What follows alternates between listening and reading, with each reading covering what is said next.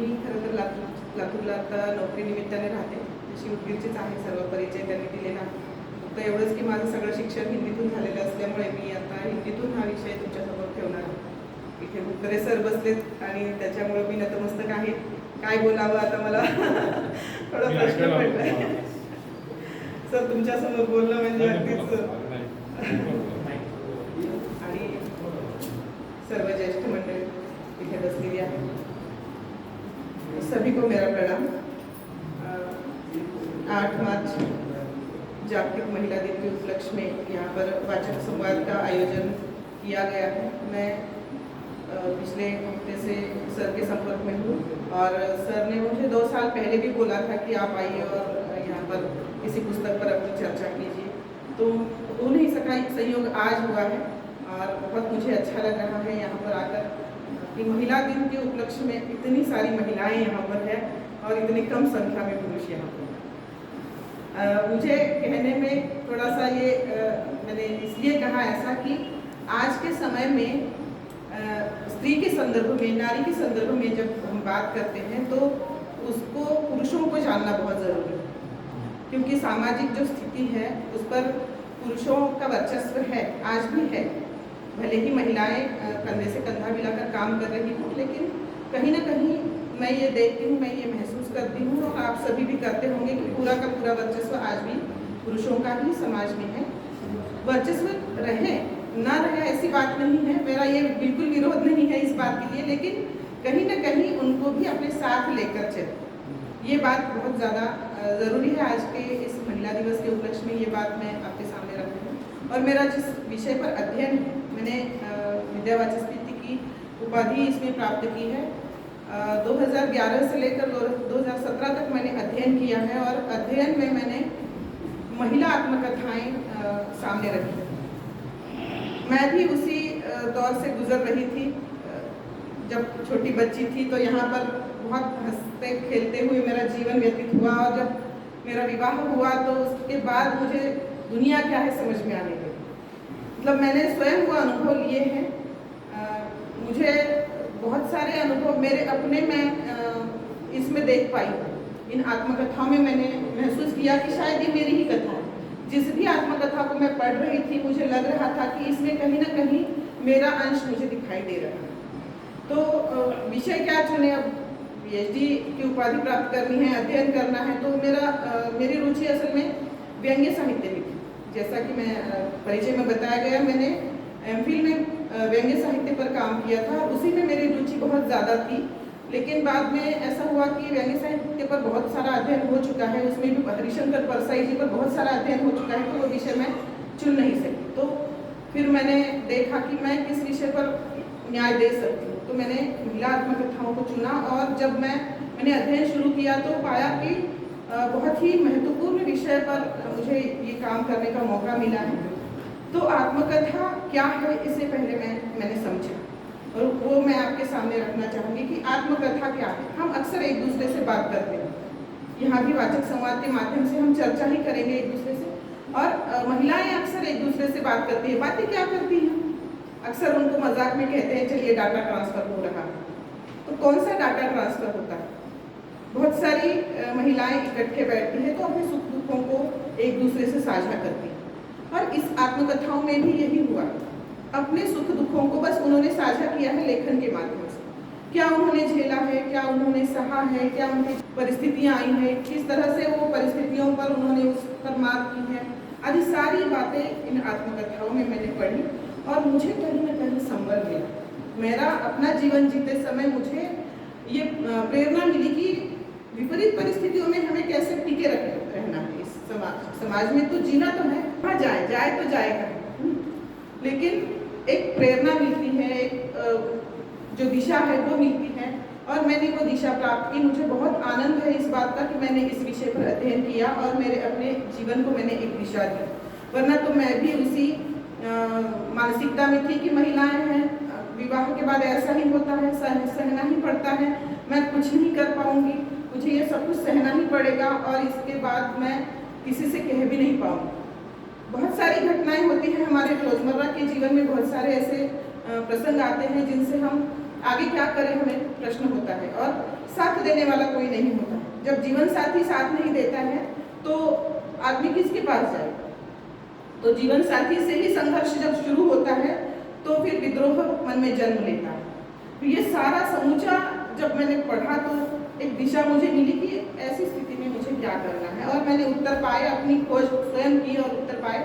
उसी आत्मकथा को मैं आपके सामने रखना चाहूँगी। कुल 9 आत्मकथाओं का मैंने अध्ययन किया है, परंतु यहाँ पर केवल एक लेखिका की 2 खंड जो है आत्मकथा के, उस पर थोड़ा मैं ज़्यादा चर्चा करूँगी। तो वो समग्र रूप से मुझे लगता है कि उन आत्मकथाओं पर ज़्यादा चर्चा करूँगी तो वो सबका सार उसमें आ जाएगा। बाकी और 7-8 आत्मकथाएँ हैं, उन पर थोड़ा थोड़ा प्रकाश में डालूँगी। उससे पहले कि मैं आत्मकथाओं पर बात करूँ, आत्मकथा क्या है इस पर हम चर्चा करेंगे। तो संस्कृत में कहा गया है कि आत्मनः विषये यस्यां सा आत्मकथा। तो आत्मनः विषये यस्यां सा आत्मकथा का अर्थ है कि अपनी कहानी अपने द्वारा कहना या लिखना। कोई कहता है, हर एक को लिखना नहीं आता है, लिखने की कला हर एक के पास नहीं होती है। तो कोई कहता है तो उसे लिखता है, कोई उसके हिसाब से ही लेखन होता है। या तो आत्मकथा की पहली शर्त यह है कि स्वयं को ही लिखना है, स्वयं की कहानी स्वयं को ही लिखना है। यह संस्कृत आचार्यों ने कहा है कि अपनी ही कहानी अपने द्वारा या कहना या लिखना, और उसको अपने ही विकास और अतीत के दर्शनार्थ लिखना, अपने विकास के हेतु लिखना है उसे। वैसे ही आदर्श हिंदी कोश में उसकी व्याख्या दी गई है, आत्मकथा स्वजीवन का वृत्तांत। वही है, बात तो वही है, बस घुमा फिरा कर परिभाषाएं मूलतः उसी बात को लेकर कही जाती है कि स्वजीवन का वृत्तांत आत्मकथाएं होती हैं। और एनसाइक्लोपीडिया ऑफ लिटरेचर में बताया गया है कि स्वयं के द्वारा लिखी गई स्वयं की कहानी आत्मकथा होती है। एक बहुत ही सुंदर ऐसी परिभाषा लेखिका अमृता प्रीतम ने दी। यथार्थ से यथार्थ तक पहुंचने की जो बात होती है वो आत्मकथा होती है, यानी कि उसमें सत्य को आपको लिखना होता है। जो यथार्थ है उसे यथार्थता के साथ लिखना है, उसमें मनगढ़ंत कुछ भी नहीं चलता है, कल्पना को उसमें कोई महत्व नहीं।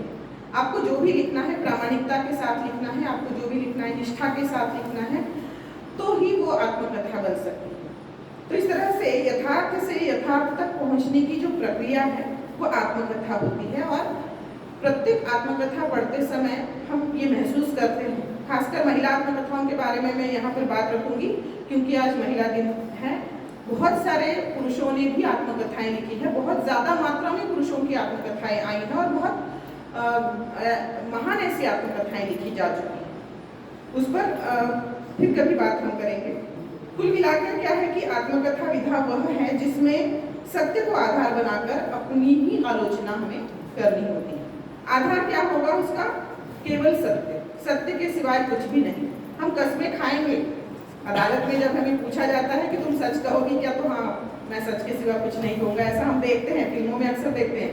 लेकिन आत्मकथा लिखते समय प्रत्यक्ष रूप में हमें ये सच्चाई सामने रखनी होती है, चाहे जो हो। फिर जीवन की सच्चाई, बहुत सारी ऐसी घटनाएं भी होती हैं जीवन में कि उसको किसी को हम बताते नहीं हैं। हम कुछ गलतियां करते हैं तो हम अपनी गलतियों को उजागर नहीं करते हैं, लेकिन आत्मकथा में वो सब कुछ आपको सामने रखना होता है, क्योंकि ये सब कुछ सत्य के साथ लिखना होता है। बहुत ही धैर्य का काम है आत्मकथा लिखना, बहुत ही धैर्य का काम है, कष्ट का काम है, जीवट का काम है। तो ये काम हर कोई नहीं कर सकता, परंतु आत्मकथा हर कोई लिख सकता है। ऐसी कोई शर्त नहीं है उसमें कि केवल लेखक हो तो ही आत्मकथा लिखे। आप अपने जीवन के बारे में बिल्कुल लिख सकते हैं, बस उसका आधार एक ही है कि आपको सत्य के साथ लिखना। तो पंकज चतुर्वेदी नाम के एक विद्वान हैं, उन्होंने कहा है कि आत्मकथा केवल अकेले की नहीं होती। तो आत्मकथा का वो विग्रह करते हैं आत्मा और कथा। आत्मा अपना होता है, कथा सबकी होती है। तो आत्मकथा लिखते समय केवल हम अपने बारे में न लिखते हुए अपने परिवार के बारे में, संपर्क में जितने भी लोग आते हैं उनके बारे में, हम जहाँ जहाँ जाते हैं वो सारी घटनाएं हम उसमें लिखते हैं। तो आत्मा अपना होता है और कथा सबकी होती है। इसीलिए आत्मकथा केवल अकेले व्यक्ति की नहीं होती हो, तो पूरे समाज की होती है। इसीलिए ये कहा जाता है कि ये बहुत ही लोकतांत्रिक ऐसी लिखा है। जो सारे लोकतांत्रिक गुण जो हैं आत्मकथा विधा में पाए जाते हैं, और ये परिवर्तनकामी ऐसी विधा, बहुत अधिक परिवर्तन, इसको आप पढ़ेंगे ना। मेरे जीवन में मेरे परिवर्तन आया है जब से मैंने आत्मकथाओं का अध्ययन किया है। मैं समझदार हो चुकी हूँ, मुझे ऐसा महसूस हुआ। मैं बिल्कुल भी समझदार नहीं थी पहले, शादी हुई, बच्चे हुए, फिर भी मैं समझदार नहीं थी। परंतु कोई न कोई एक दृष्टि हमें मिल जाती है कि हम समझदार होने लगते हैं। और ये परिवर्तनकामी विधा इसीलिए कही जाती है क्योंकि हम जीवन की आलोचना करना सीखते हैं, और आलोचना बुरा अच्छा दोनों को सामने रखते हुए करनी होगी। केवल अच्छा ही अच्छा हम अपने बारे में सोचें, अपनी गलतियों को स्वीकार करना होता है, उस पर काम करना होता है, उसको सुधारना होता है, और इसीलिए आत्मकथाओं में जीवन की आलोचना होती है। तो इसके प्रयोजन बताए गए हैं कुछ।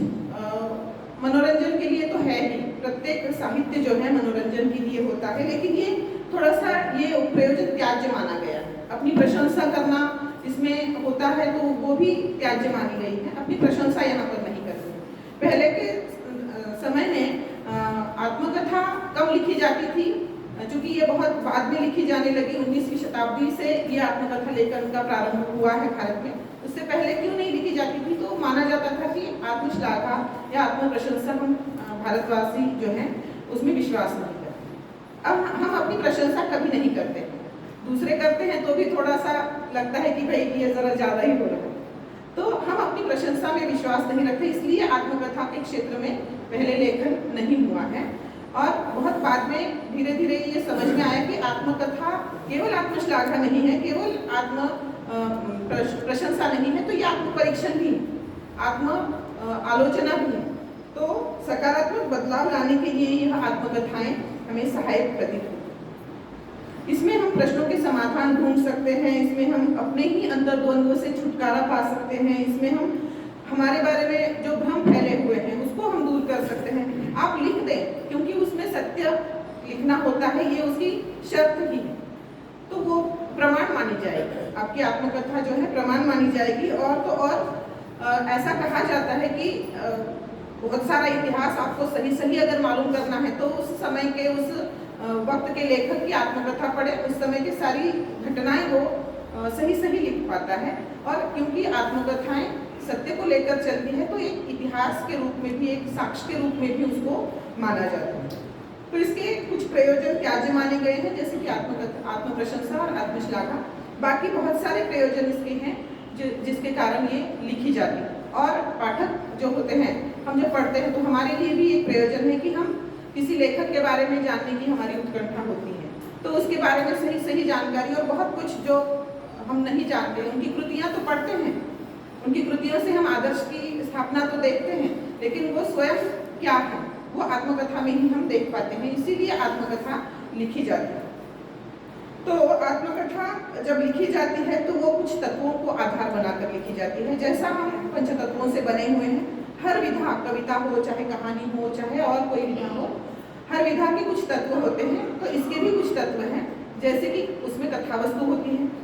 कथावस्तु का प्रमुख पात्र स्वयं लेखक होता है, कोई और नहीं होता है। प्रमुख पात्र स्वयं लेखक होता है, सहायक पात्र उसके परिवार के लोग और वो जिस समाज में जीता है उस बहुत सारे लोगों को वो अपनी आत्मकथा में स्थान दे सकता है। तो इस तरह से पात्र भी उसमें होते हैं, संवाद भी उसमें होते हैं।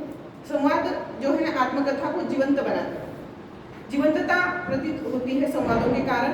और परिवेश उसमें होता है, जो जिस वातावरण में लेखक पलता बढ़ता है उस परिवेश के कारण ही उसकी जो जीवन की दिशा है वो निश्चित होती रहती है। और उस परिवेश को भी हम समझ सकते हैं।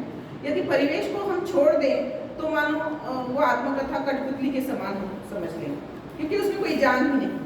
परिवेश जिंदा बनाता है, संवाद उसे जिंदा बनाते हैं। वैसे ही भाषा भी महत्वपूर्ण है। भाषा जो है अगर सोद्देश्य हो, जिस परिवेश में वो जी रहा है उस परिवेश की भाषा, यहाँ पर हमारे यहाँ कोस कोस पर पानी बदलता है तो कोस कोस पर वाणी भी बदलती है। तो बहुत सारी आत्मकथाएं आई हैं, समूचे भारतवर्ष से आत्मकथाएं आई हैं, और प्रत्येक का परिवेश अलग है, प्रत्येक की भाषा अलग है। इस तरह से भाषा भी आत्मकथा को एक नई दिशा देती है। उसमें भावनात्मक, विचारात्मक और वर्णनात्मक तथा व्यंग्यात्मक शैली में भी लेखन किया जाता है। लेखक की हर एक की अपनी अलग शैली होती है। हमारे बोलने का हर एक का अलग अंदाज होता है, वैसे ही अपने लेखन की अलग शैली होती है। तो बहुत सारी शैलियों में लेखन आत्मकथाओं का किया गया है। साथ ही मुहावरे, कहावतें, व्यंग्योक्तियाँ जो हैं, इनसे भी वो आत्मकथा जो है उसकी सुंदरता बढ़ती है, रोचकता बढ़ती है, उसे पढ़ने में हमारा मन लगता है। कहीं कहीं हंसी ठिठोली हो जाती है। हम आत्मकथा पढ़ते हैं तो खुद ही मन हंसते हैं, कभी कभी गंभीर हो जाते हैं, कभी कभी रुआंसे हो जाते हैं, क्योंकि उसमें उन प्रसंगों का वर्णन उस तरीके से किया जाता है।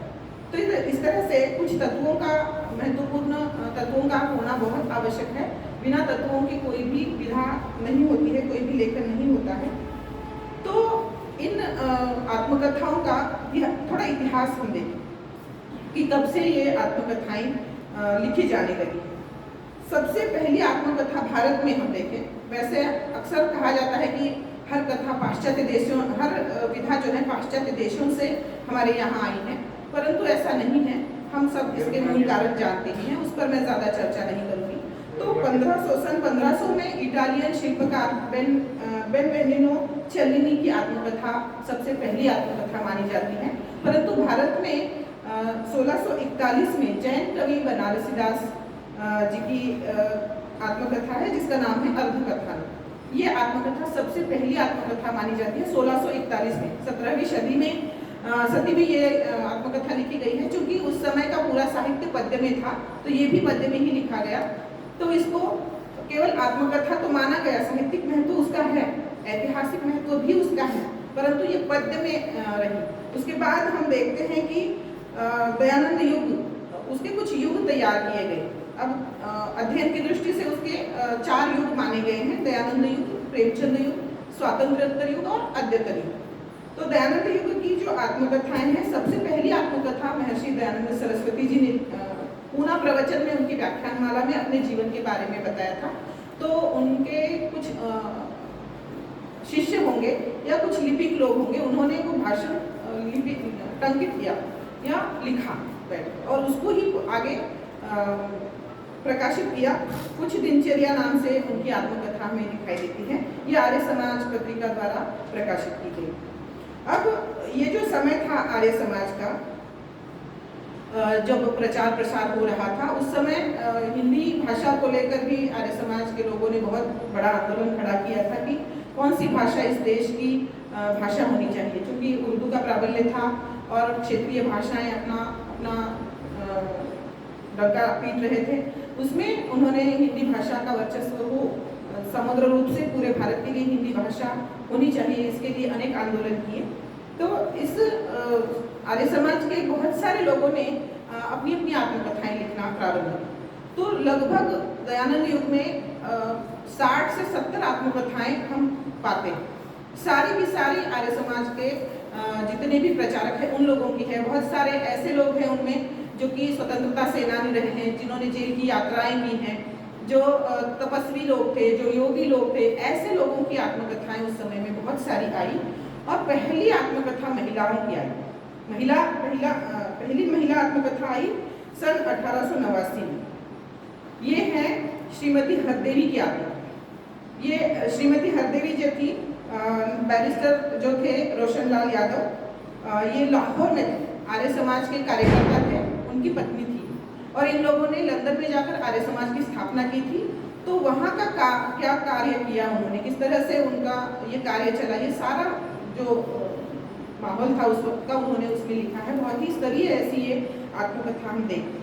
उसके बाद हम प्रेमचंद युग में आते हैं। मैं इसलिए ये सब कुछ कह रही हूँ कि महिला आत्मकथाएं कब से शुरू हुई और अब उसका क्या महत्व है आज के समय में। तो प्रेमचंद युग में हम देखते हैं, प्रेमचंद स्वयं बहुत बड़े लेखक थे। उन्होंने हंस पत्रिका चलाई, उसमें बहुत सारे लेखकों को अपने जीवन के बारे में अंश देने को कहे और 27-28 लेखकों ने उसमें अपने आत्मकथाओं का प्रकाशन करवाया। इस युग में भी लगभग 70-80 आत्मकथाओं का प्रकाशन हुआ। उसमें केवल 3 महिलाओं की आत्मकथाओं का प्रकाशन हुआ। दयानंद युग में केवल 1 आत्मकथा आई। महिलाओं की स्थिति हम सभी जानते हैं, उस पर अब अलग से चर्चा हम नहीं करेंगे। उस समय में क्या स्थिति रही होगी, आगे जो आत्मकथा मैं कहूँगी उस पर भी वो बात आएगी कि उस समय में आत्मकथा लिखने के लिए उन्होंने क्या जद्दोजहद की होगी। पढ़ना लिखना तो स्त्री के लिए बिल्कुल त्याज्य था, कोई ज़रूरत नहीं है पढ़ने लिखने की, घर में रहो, घर के काम देखो, चूल्हा चौका, इतना ही स्त्री का जो है दायरा था।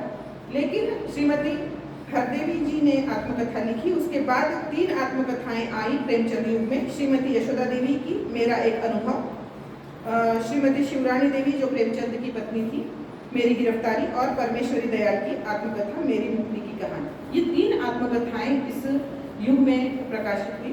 उसके बाद जो है स्वातंत्र्योत्तर युग में लगभग 9 आत्मकथाएं आई। थोड़ा हम परिवर्तन देख रहे हैं। 9 आत्मकथाएं आई और उसके बाद अद्यतन युग में लगभग 30 आत्मकथाएं आई। आज के समय में लगभग 50 आत्मकथाएं हम कम ज़्यादा पकड़ सकते हैं, क्योंकि मैंने जब अध्ययन शुरू किया था 2011 में, तब तक 30 आत्मकथाएं महिलाओं की आ चुकी थी। उसके बाद अभी 10-15 जरूर आई होगी, मैंने अभी उस पर कोई विशेष अध्ययन नहीं किया है, लेकिन महिलाएं लिख रही हैं। आज को हर क्षेत्र में महिला आगे बढ़ रही है। तो इस तरह से ये सारा इतिहास जो है हम देखते हैं महिला आत्मकथाओं के संदर्भ में। और मैंने अपनी जो ये कृति है, इसमें मैंने 9 आत्मकथाओं को लिया है, जिसमें सारी की सारी आत्मकथाएं अद्यतन युग की हैं और लगभग एक आत्मकथा को छोड़कर सारी बाकी आत्मकथाएं जो हैं 21वीं शताब्दी की, लगभग 2001 से लेकर 2011 तक की ये आत्मकथाएं आती हैं। जिसमें सबसे पहली आत्मकथा को मैंने चुना कौशल्या वैष्णवी जी की आत्मकथा। यह एक दलित महिला थी और बहुत ही गरीब परिवार में जन्मी हुई ये स्त्री थी। गरीबी थी तो सारी सीमितताएं थी, घर में गरीबी है, खाने पीने को कुछ नहीं है, ऊपर से दलित है, फिर घर में इतनी गरीबी है, फिर बाहर शिक्षा दीक्षा के लिए भी बहुत सारी जद्दोजहद उनको करनी पड़ती थी। फिर बाद में उन्होंने पढ़ा लिखा, उनके माँ पिता ने उन्हें पढ़ाया लिखाया, फिर वो विवाह उन्होंने अपनी मर्जी से किया। एक आईपीएस नहीं, एक शिक्षित लड़के से उनकी शादी हुई। फिर शादी होने के बाद उन्हें लगा कि अपनी कोई परिस्थिति थोड़ी सी बदलेगी, लेकिन उन्होंने कोई सुख उनकी पत्नी को नहीं दिया। हमेशा मारपीट होती रही, जीवन भर उनके वो सब कुछ संतरास उनके जीवन में चलता रहा। अंत में बुढ़ापे में उन्होंने अपने पति से विवाह विच्छेद कर दिया।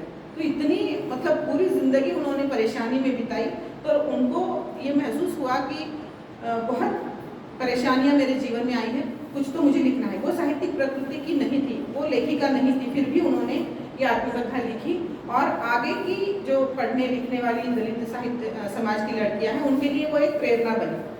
बहुत सालों बाद फिर कौशल्या वैष्णवी के बाद सुशीला टागोरे नाम की एक लेखिका दलित वर्ग से आती है और उन्होंने अपनी आत्मकथा लिखी। वो बहुत प्रसिद्ध ऐसी आत्मकथा थी, शिकंजे का दर्द। उनकी आत्मकथाओं के नाम ही अगर हम लेते हैं तो हमें महसूस होता है कि सचमुच में कितने दर्द में उन्होंने जीवन जिया है। एक शिकंजा उनके आसपास हमेशा कसा रहता था, पति नाम। जीवन में पति अच्छा मिलना, समझदार मिलना बहुत जरूरी होता है।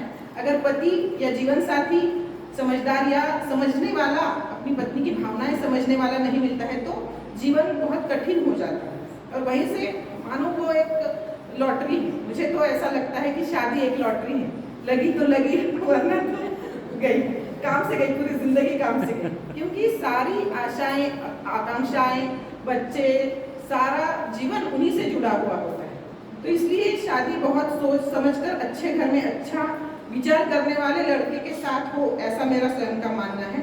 अगर वो केवल धन संपत्ति कितनी है, नौकरी कैसी है, ये देखने के बजाय उसका स्वभाव कैसा है, ये अगर हम देखें तो पाते हैं कि जीवन सुखी होगा। पैसों की भले थोड़ी कमी हो, लेकिन वैचारिक स्तर पर और समझदार लड़का होना चाहिए, मुझे ये लगता है। और हमने वो अपने जीवन में भी आजमाया है। मेरी बहन की बेटी की जब शादी होनी तय हुई तो हमने देखा कि सिर्फ लड़का कितना समझदार है और लड़की की वो इज्जत करता है कि नहीं। तो ये बहुत सफल हमारा प्रयोग रहा। बहुत ही अच्छे घर में और बहुत ही अच्छे लड़के के साथ उसका विवाह हुआ। मैंने तो उसको सीधा कह दिया कि देखो, शादी अगर करनी है तो आगे का जीवन तुम्हें सुख के साथ निभाना है तो ही शादी करो। पहले ही गरीबी है और फिर और परेशानी में क्या करना है। मराठी में वो कहावत है, आगे तुम पटक है। तो ये नहीं होना चाहिए। जीवन एक बार मिलता है, उसको सही ढंग से जीना है और उसके लिए सही व्यक्ति का चयन करना बहुत जरूरी होता है। हमारे समाज में चयन नाम की कोई चीज़ लड़कियों के लिए होती नहीं है। माँ पिता ने जिसके साथ बोल दिया, बांध दिया, चलो जाओ इस घर में तुम्हें जाना, न ये घर उसका रहता है न वो घर उसका रहता है, हो पाता है। उसको बहुत जद्दोजहद करनी पड़ती है दूसरा घर अपना बनाने के लिए। इतना समर्पण, इतना त्याग करने के बावजूद भी उसका वो घर कभी बन नहीं पाता है। किसी एक दिन उसको सुनाया जाता है कि निकल अपने यहाँ से। न जाने कितनी गलत बातें उसके साथ होती है, फिर भी वो वहाँ पर टिके रहना चाहती है। वो कहाँ जाए? मैका उसके लिए अब अपना घर नहीं होता। जिस घर में वो जन्म लेती है वो उसका होता नहीं है। जिस घर में जाने वाली है वो लोग अगर मन से अपनाते हैं तो ही ठीक है, अगर सिर्फ काम करने के लिए ही बाई लाए हैं तो क्या बात। मैं ये इसलिए कह रही हूँ कि इस आत्मकथाओं में वो सारे संवाद हैं। सुशीला ठाकुर जी ने कहा है कि मुझे केवल काम करने के लिए लाया गया। उम्र के 3 गुना बड़े आदमी से उनका विवाह, वो 15-16 साल की लड़की, ये 35-40 साल का पुरुष। अब रूखा एक पल इतना उनके जीवन में कि पति एक प्यार भरी नजर भी नहीं डालता। तो आई किस लिए?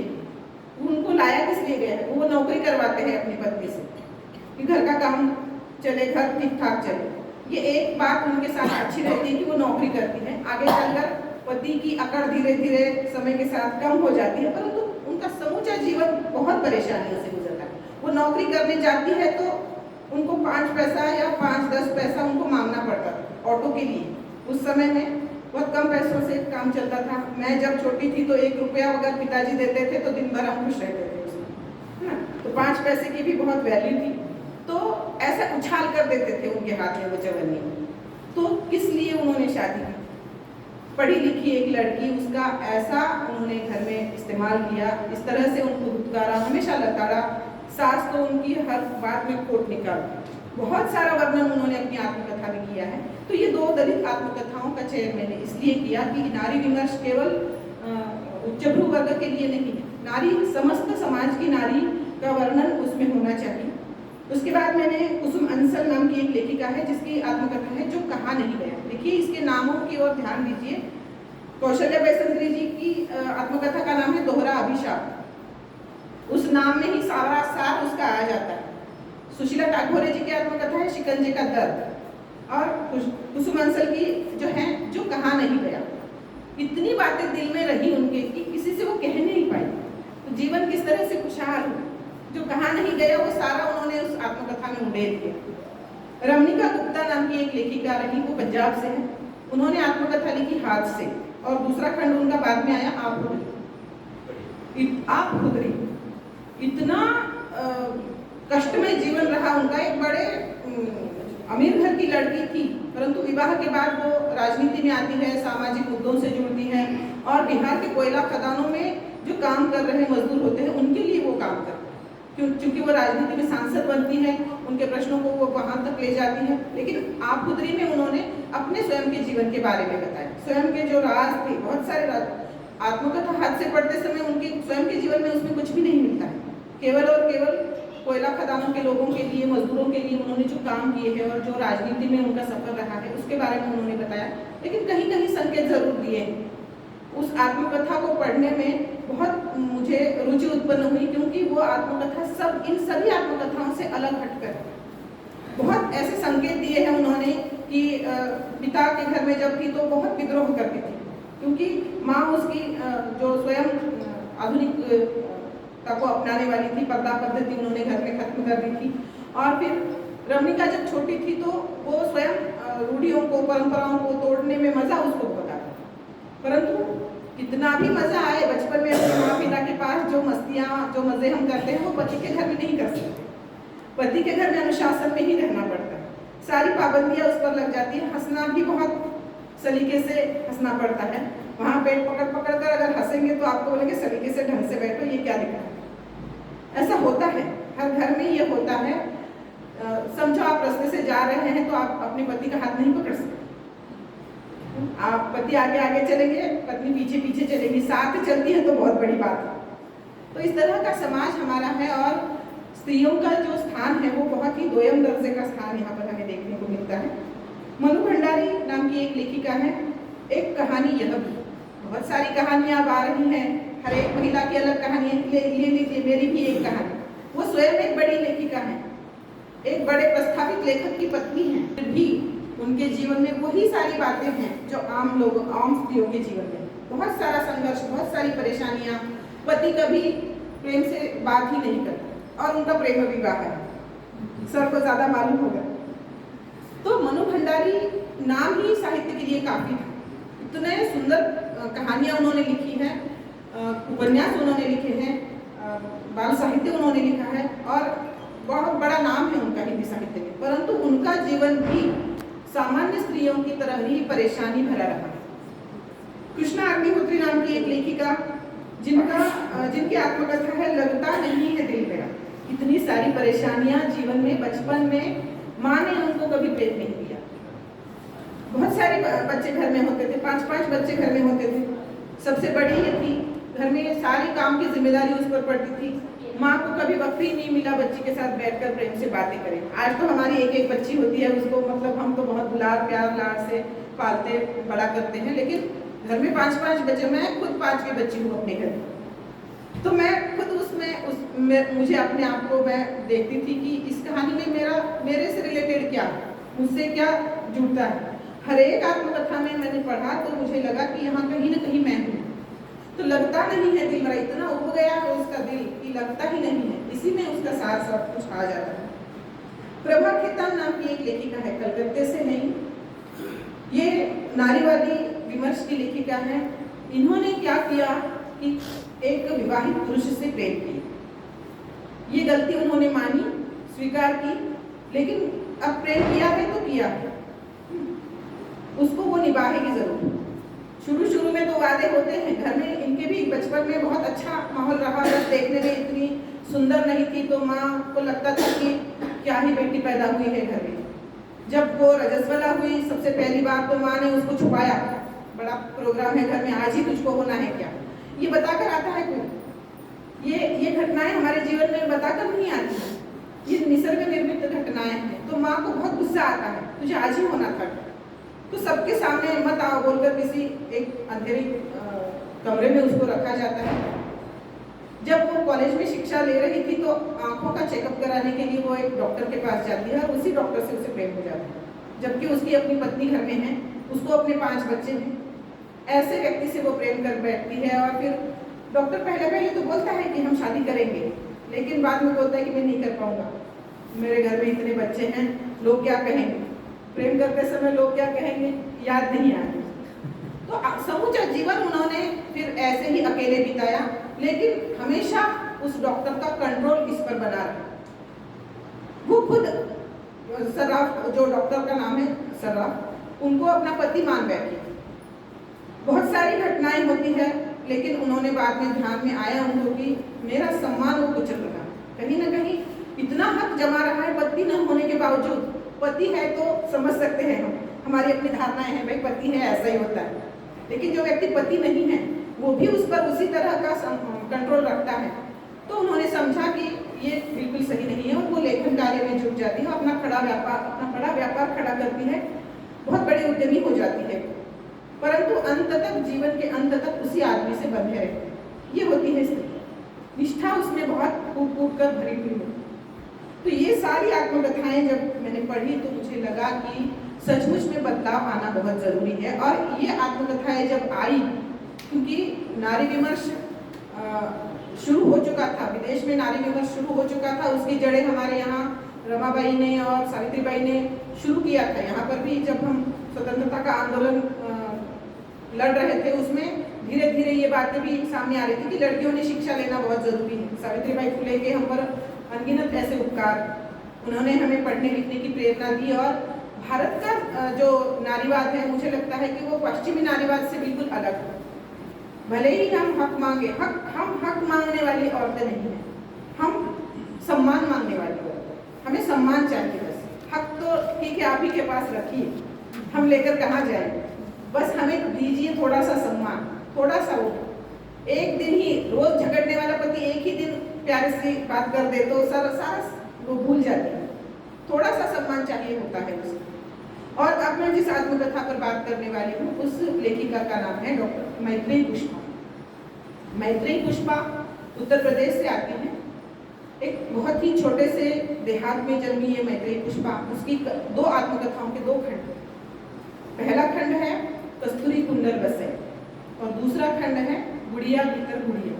नाम इतने उन्होंने प्रतीकात्मक रखे हैं कि बस नाम देखकर ही हम पढ़ना शुरू करें, क्या है भाई, इतनी उत्सुकता उसमें आ सकती है। तो इस तरह से ये 2 आत्मकथाएं हैं जिन पर मैं आज थोड़ी सी इन बाकी आत्मकथाओं के तुलना में ज़्यादा चर्चा करना चाहूँगी।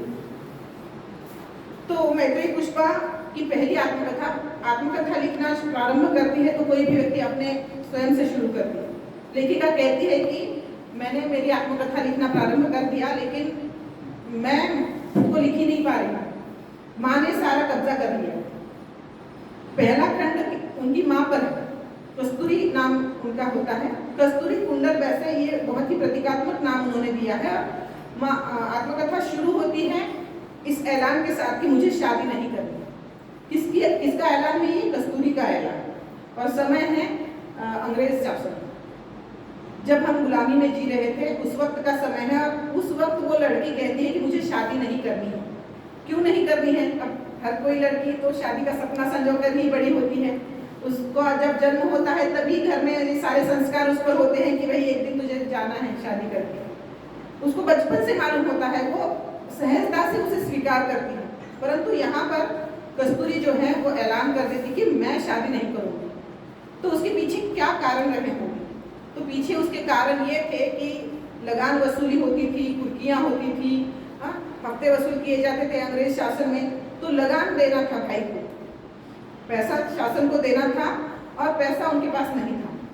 तो फिर एक बूढ़ा आदमी जो है 50-55 का, वो तैयार हो जाता है, मैं तुम्हें पैसे दूंगा, तुम बस अपनी बहन मेरे साथ शादी करवा दो। तो भाई तैयार हो जाता है। कैसा भाई रहा होगा वो?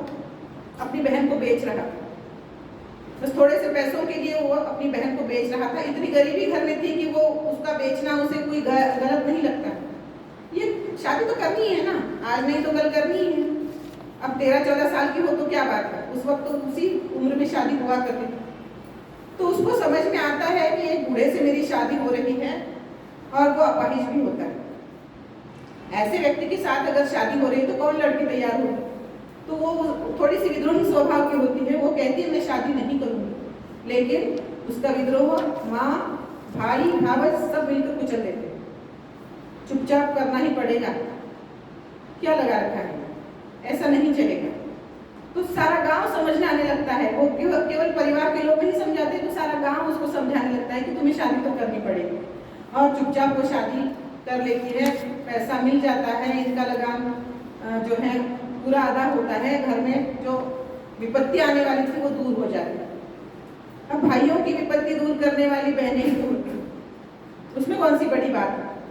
सारा समाज ये कह रहा है कि उसमें कौन सी ऐसी बड़ी बात है, अरे विपत्ति आई तो बहन ही तो काम आएगी, क्या कौन काम आएगा? तो इस तरह से कस्तूरी का विवाह करा दिया जाता है। कस्तूरी बहुत ही विद्रोही ऐसी स्त्री निकलती है बाद में। जिस दिन उसे एक बेटी होती है उसी दिन वो दूसरी औरत को घर में अपने लाकर मौज मस्ती कर रहा होता है। कौन स्त्री देखेगी ये सब कुछ? सहन करेगी कोई? उसी दिन वो देखती है कि कोई और स्त्री वो अपने घर में ला चुका है, कहीं बाहर जाकर मौज मस्ती नहीं कर रहा है, वो खुद के घर में लाकर, इतना मतलब वो पैसा है उसके पास, जमीन जायदाद है, तो वो सब कुछ कर सकता है, सब छूट है उसके लिए। तो ये सब कुछ देखती है, मन ही मन बहुत तड़पती है।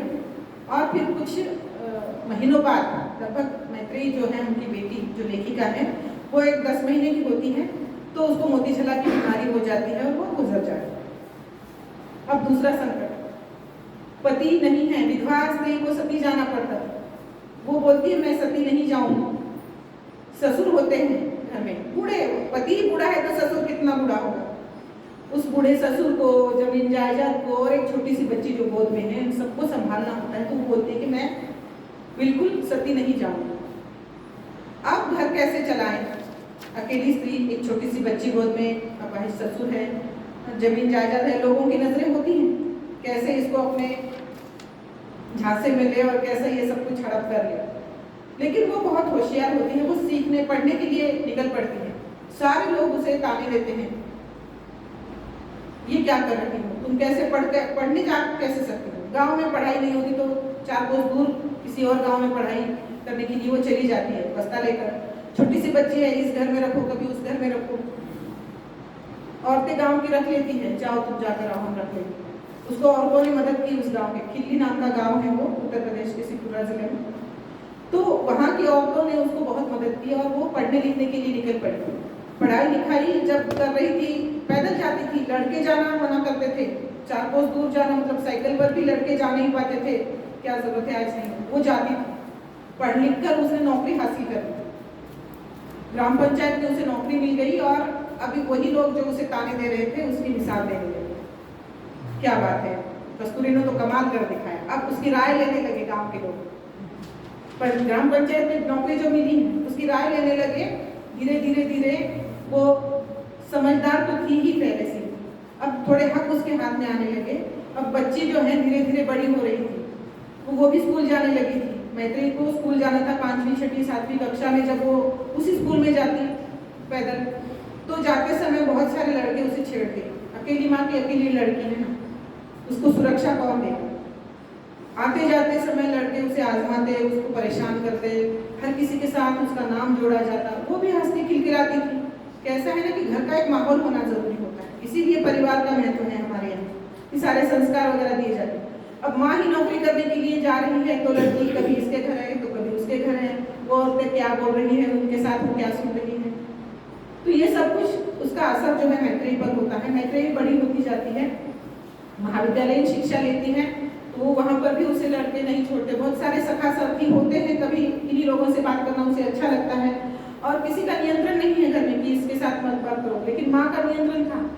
माँ का जब नियंत्रण बेटी पर आने लगता है तो माँ अच्छी नहीं लगने लगती, तो वो हर किसी के साथ बात करना उसे अच्छा लगता था जब महाविद्यालय जाती थी। तो एक जगह पर जब ससुर का भी अंतिम संस्कार कस्तूरी ने कर लिया, तो अब जहाँ उसकी नौकरी होती वहाँ पर वो अपनी बेटी को ले जाती और फिर कहीं ना कहीं किसी किसी के घर में वो रखकर नौकरी के लिए चली जाती। एक समाज सेविका थी, उनके घर में उसको रखा, वहाँ पर उसके साथ बलात्कार करने की कोशिश की, तो वो भागकर अपने गाँव चली आई मैत्रेयी। अब मैत्रेयी अपने जीवन के बारे में बता रही है। माँ और मैत्रेयी के बीच में बहुत ज़्यादा संघर्ष होता है, 2 ही लोग हैं ना घर में, माँ और बेटी। तो माँ जब भी बोलती कि इसके साथ बात मत करो, वहाँ मत जाओ, मैत्रेयी अब खुले मन से जीना चाहती है, क्योंकि माँ खुले मन से जी चुकी है। अब बेटी पर कोई बंधन वो नहीं दे सकती है, फिर भी देती है। तो दोनों में संघर्ष, बहुत संघर्ष उभरता है। वो इतना सुंदर तरीके से चित्रित किया है लेखिका ने इस आत्मकथा में। माँ आधुनिकता को मानती है कि लड़की ने पढ़ना चाहिए, लिखना चाहिए, नौकरी करनी चाहिए, अपने पैरों पर खड़ा होना चाहिए, वरना तो क्या क्या मैंने झेला है तुमने देखा है। मैत्रेयी ने खुद अपनी माँ का संघर्ष देखा है, अब वो ही संघर्ष मैत्रेयी के हिस्से में आगे आने वाला है। अब माँ ने शुरुआत की थी कि मैं शादी नहीं करूँगी, लेकिन इधर मैत्रेयी कहती कि मेरी शादी करा दो। ये क्यों कहती है वो, उसकी भी परिस्थितियाँ हैं। कोई भी आता है छेड़ता है, उसे शादी में सुरक्षा दिखती, शादी करूंगी तो किसी सुरक्षित घर में जाऊंगी ऐसा उसे लगता है। और बहुत सारे साथी संगी हैं, तो वो बोलती है कि इस लड़के से मेरी शादी करा दो, तो माँ बोलती है नहीं चलेगा ऐसा, मैं तो तुम्हारा विवाह किसी डॉक्टर या इंजीनियर से करवाऊंगी। अब नौकरी करने वाली महिला है, सोच समझ कर काम करती है। फिर वर देखने के लिए वो अकेली ही जाएगी ना, तो वर देखने के लिए जाती है तो मार्कशीट लेकर जाती है बेटी, तो लोग ताने देते हैं, ऐसा कोई वर देखने आता है क्या, जमीन जायदाद कितनी दोगी वो बताओ, मार्कशीट कहाँ से दिखा रही है। तो शिक्षित लड़का चाहिए था और बहुत जगह पर उसका अपमान होता चला जाता है और वो चुपचाप बैठ जाती है फिर गांव में और बोलती है कि फिर किसी लड़का कोई लड़का है तो देखो, तो बोलती है कि सारे बदनाम है, अब तुम्हें चलेंगे क्या। माँ और बेटे में इतना संघर्ष होता है, उसमें माँ भी बिल्कुल तेज तर्रार है और बेटी भी उतनी ही तेज तर्रार है। तो ये सारा संघर्ष उन्होंने बहुत सुंदरता से चित्रित किया है इसमें। फिर एक वर उनको मिल जाता है जो कि डॉक्टर होता है, उसके साथ उसका विवाह हो जाता है मैत्रेयी का। वो डॉक्टर होते हैं दिल्ली में, एम्स जैसे संस्थान में वो काम करने के लिए आगे निकल पड़ते हैं। तो भले ही वो शिक्षित थे, डॉक्टर थे, परंतु वैसे ही परंपरागत थे, उन्हें वैसे ही शिक्षित पत्नी तो चाहिए थी, इसीलिए मैत्रेयी से विवाह किया उन्होंने कि भाई शिक्षित लड़की है, पढ़ी लिखी लड़की है, MA तक पढ़ाई की। पढ़ाई भले ही की है लेकिन घर में घूंघट लेना पड़ेगा। घर में सबके सामने बात नहीं करोगे। देवर की, मेरी, सास ससुर की, सब लोगों की सेवा करो और बच्चे जनोगी। ये सारे महत्वपूर्ण काम तुम्हारे रहेंगे और ये सब कुछ उस पर वो खुश होती है। एक अच्छा घर मिल रहा है, उसको पता नहीं आगे क्या क्या होने वाला है, वो खुश होती है।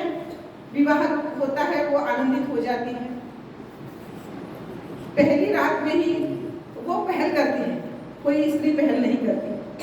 वो पहल करती है तो पति शंका लेने लगते हैं, ये कैसे हो सकता है, कोई स्त्री पहल कैसे कर सकती है? स्त्री ने तो छुई हुई बनकर रहना है, पहल बिल्कुल नहीं करनी है। प्रेम प्रसंगों में पहल पुरुष ही करता है आज भी, स्त्री तो बस स्वीकार कर लेगी, जो दोगे वो स्वीकार करेंगे।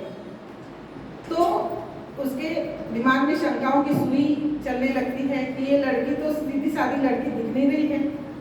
वंडरफुल बोलता है वो, उसके जो सारे कार्यकलाप होते हैं उसको दाद देता है वंडरफुल बोलकर। मतलब ये एक ताना था उसकी। प्रेम प्रसंगों में ताने दिए जाते हैं तो मन फिर मुरझा जाता है।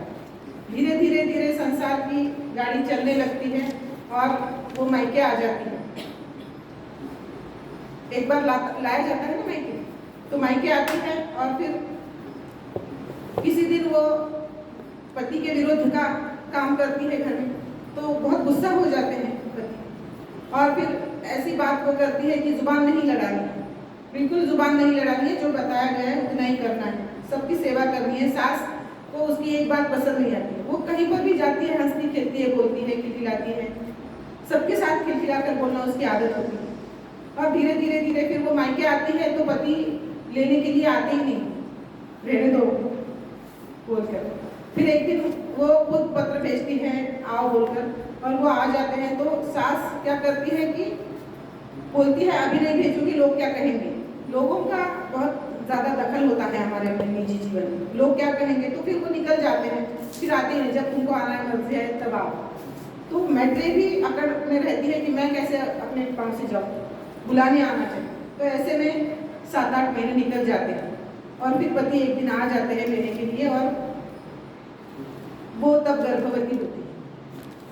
तो पति जब बच्ची होती है, उनको पहली बच्ची, उनको 3 बेटियां होती है बाद में। जब पहली बच्ची होती है तो पति बोलते हैं कि ये 7वें मास में कैसे करेंगे, और शंकाओं का सारा माहौल तैयार हो जाता है। वो 7वें मास में जन्म लेती है तो पति बहुत नाराज हो जाते हैं, बहुत ज़्यादा गुस्सा उन पर जताते हैं। और लेकिन उसको पता है कि क्या उनके साथ हुआ है, क्या गलतियाँ उन्होंने की है या नहीं की है, केवल उसको पता है। वो अपनी सफाई देना नहीं चाहता, वो उसने कोई गलती नहीं की है तो उसकी सफाई देने की क्या जरूरत है, ऐसा उसे लगता है।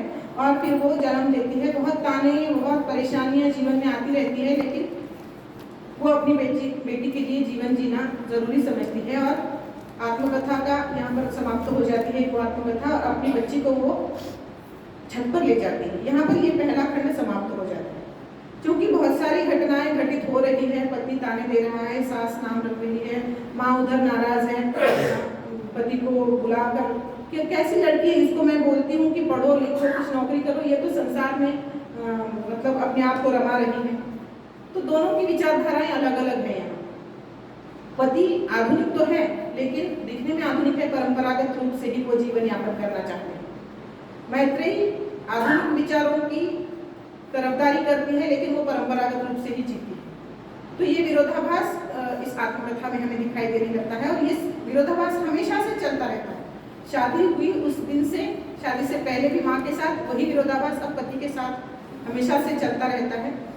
अब धीरे धीरे धीरे उनको और 2 बेटियां होती हैं। वो देहात में जब रहते थे, उससे पहले तो अलीगढ़ में रहते थे, उसके बाद वो दिल्ली आ जाते हैं। दिल्ली के एम्स जैसे संस्थान में उनको क्वार्टर मिल जाता है, वहाँ पर वे रहने लगती हैं।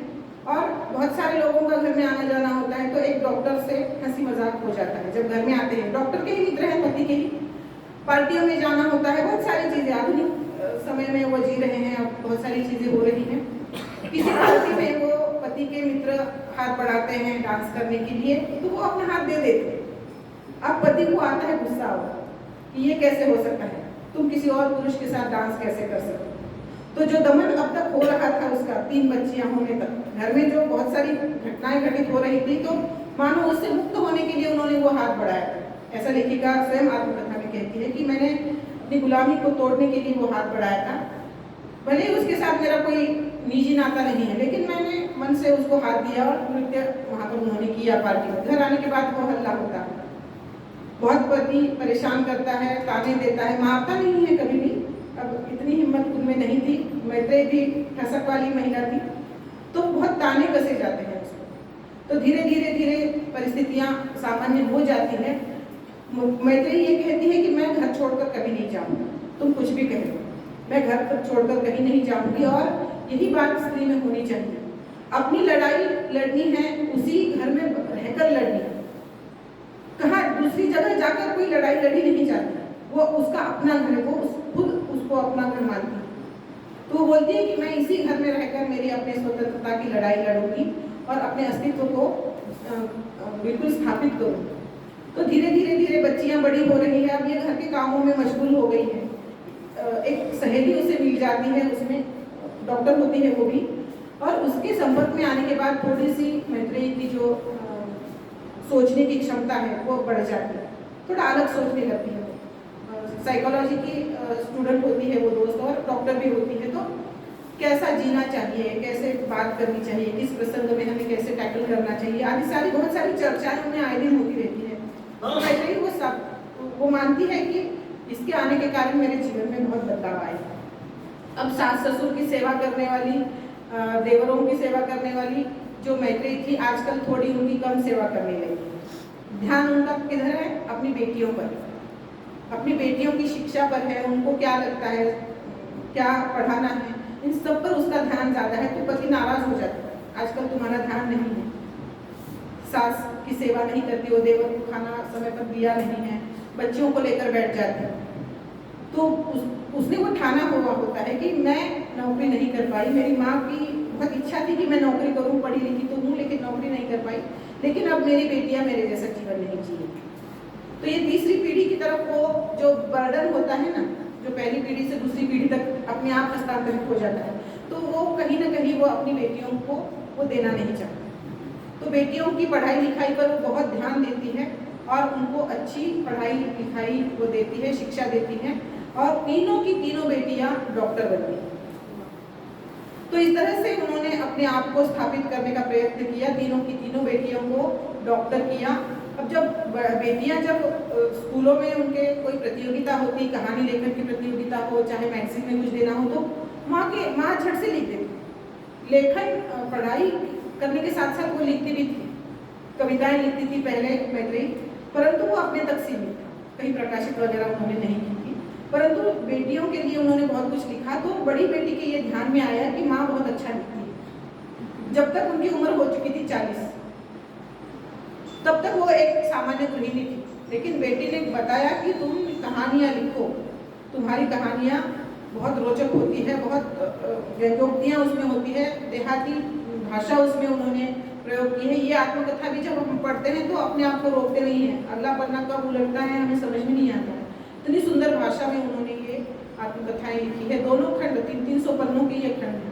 बहुत बारीकी से उन्होंने वर्णन किया है, बहुत ही गहराई से उन्होंने अपने जीवन की सारी घटनाओं को इसमें लिखा। फिर बड़ी बेटी जो है उनको कहती है कि तुम लिखो, तो वो लिखती हैं। अब उस वक्त तो ऐसा नहीं था कि मोबाइल द्वारा भेजा जाए, तो वो कागज़ पर लिखकर वो संपादक के पास जाती थी, तो उनको नकार दिया जाता। स्थापित लोगों की ही रचनाएं छापी जाती थी, या फिर जान पहचान होना बहुत ज़रूरी होता है कहीं पर, वो नहीं था मैत्रेयी के पास। पति को साथ में लेकर जाना पड़ता था, अकेली तो जा नहीं सकती। तो पति और ताने देते, लो क्या लिखा है ऐसा, कौन छापेगा तुम्हारा। तो बहुत जद्दोजहद के साथ 2-4 बार उनको वापस कर दिया जाता है। एक प्रतियोगिता किसी एक वर्तमान पत्र में शुरू की गई थी, उसके लिए वो एक कहानी लिखती है, वो भी किसी अनमने मन से ली जाती है, लेकिन उसको पहला पुरस्कार मिलता है। ये उनके जीवन का टर्निंग पॉइंट होता है। लिखती तो बहुत है वो, अब लिखो बोले तो बैठकर लिखेगी, लेकिन वो प्रकाशित ही नहीं हो रहा है ना, लोगों तक पहुंच ही नहीं रहा। तो उन्होंने लिखना प्रारंभ किया, थोड़ा सा नाम हुआ उनका, और फिर उन्होंने जब कहानियाँ लिखी, और वो हंस जो पत्रिका है जो प्रेमचंद ने शुरू की थी उस समय में, राजेंद्र यादव जी जो मनु भंडारी के पति थे, जो दूसरी आत्मकथा लेखिका थी, उनके पति थे, वो चलाते थे। तो उनकी पहचान हो गई। मनु भंडारी से उनकी मुलाकात होती है और वो कहती है कि तुम हंस में दे दो, तुम्हारी कहानियाँ अगर छापनी है तो हंस में दे दो। तो हंस में भी उनको 10 बार वापस कर दिया जाता है, इसमें इतना बदलाव कर लो, फिर बदलाव कर लाने के बाद भी और राजेंद्र यादव बताते थे कि इसमें और यहाँ पर बदलाव करो। 10 बार एक कहानी में बदलाव उनको करना पड़ा, तब जाकर राजेंद्र यादव ने उनकी कहानी को स्वीकार किया। इतना परिष्कृत किया उनको राजेंद्र यादव ने, लेकिन राजेंद्र यादव का कैरेक्टर थोड़ा लूज था, जैसा कि कहें हम आज की भाषा में। घाघरा पलटन उनके साथ रहती थी, ऐसा कहा जाता है। साहित्य के क्षेत्र में उनका बड़ा नाम बदनाम था इस बारे में। विद्वान तो थे, बहुत विद्वान थे, लेकिन बहुत सारी महिलाओं के साथ उनके संबंध थे, ऐसा भी कहा जाता था। सच कितना है, उसमें गलत कितना है, वो तो वही लोग जाने जो इस पर चर्चा करते हैं। तो इनका भी नाम उनसे जोड़ा गया। अब पति परेशान, वो गुरु मानती है क्योंकि उनको परिष्कृत किया है ना उन्होंने। वो अपने घर में फोटो लगाती है अपने गुरु का। पति परेशान, ये तो सीधे फोटो ही लगा रही है। हर बात को लेकर पति परेशान होते हैं और वो अब रुकती नहीं है। इतनी कहानियाँ, इतने उपन्यास उन्होंने लिखे, हर कहानी उनकी बहुत ही बेहतरीन ऐसी कहानी है। हर उपन्यास उनका बहुत बेहतरीन, लगभग 12 उपन्यास उन्होंने लिखे, कहानियाँ बहुत ज़्यादा लिखी। तो लेखन के क्षेत्र में एकदम से उनका नाम रोशन हो गया। 40 के बाद कोई महिला लेखन शुरू करती है, वरना तो हम हर एक लेखक के बारे में देखते हैं तो 12-15 साल की उम्र में वो लिखना शुरू कर देते हैं, या तो 25-26 साल की उम्र में ही तो आसानी से लिखना कोई भी शुरू ही कर देता है, तब भी इतनी प्रसिद्धि नहीं मिलती है। परंतु मैथिली पुष्पा को ये प्रसिद्धि मिली। उन्होंने अपनी ये लेखन की जो यात्रा है वो भी उसमें पूरी तरह से वर्णित की है, किस तरह के लोग उन्हें मिले, किस तरह की टिप्पणियाँ उन पर थी, राजेंद्र यादव के साथ किस तरह से नाम जोड़ा गया। लेकिन वो उनमें अपने पिता को देखती थी, उनमें अपने दादाजी को देखती। एक अलग रिश्ता था उनका, लेकिन लोगों को तो बात करने के लिए ही चाहिए होता है, तो लोगों की वो चिंता नहीं करती थी, जिसको जो बोलना है बोले। राजेंद्र यादव ने भी उनको कहा था कि किसी को जवाब देने की कोई जरूरत नहीं, तुम गलत नहीं हो ना, तुम अपना काम कर जाओ। लोग चिढ़ते हैं तुम्हारे लेखन से, न कि तुम्हारे और मेरे संबंध से। तुम्हारा धुआंधार लेखन, तुम्हारा इतना जबरदस्त लेखन है कि उससे डर रहे हैं लोग। अभी अभी आई है और इतनी प्रसिद्धि कहाँ किसे मिलती है, तो बहुत अधिक प्रसिद्धि उन्हें मिली। आज वो सुख से जीवन यापन कर रही है, पति अब उनके नहीं रहे हैं। इस तरह से ये मैथिली पुष्पा के आत्मकथा के 2 खंड जो हैं मुझे बहुत अधिक प्रभावित करते हैं। बाकी आत्मकथा महिलाओं के भी उतनी ही प्रभावित करते हैं, लेकिन मैत्री की सबसे ज़्यादा प्रभावित करती है, क्योंकि उन्होंने उसी घर में रहकर अपना अस्तित्व सिद्ध किया। पति को कैसे समझाना है उन्हें पक्का मालूम था। बाकी जो आत्मकथा महिलाएं लेखिकाएं हैं वो लड़ झगड़ कर दूर हो गई पति से, लेकिन उन्होंने उसी घर में रहकर अपना युद्ध लड़ा और अपनी जीत दर्ज कर दी साहित्य के क्षेत्र। इस तरह से ये महिला आत्मकथाओं का जो संवाद आपके साथ मैंने साधा आज के दिन, मुझे बहुत अच्छा लगा। सम्माननीय अनंत कदम सर जी को मैं बहुत धन्यवाद देती हूँ। यहाँ पर उपस्थित सभी ज्येष्ठ श्रेष्ठ नागरिकों को मैं अपना नमन करती हूँ, और आज के अध्यक्ष महोदया वर्षा वैद्य जी का भी मैं सादर अभिनंदन करती हूँ। तो यहाँ पर मुझे बुलाया गया, अपनी बात रखने का मौका दिया गया, इसके लिए मैं बहुत बहुत आभारी हूँ।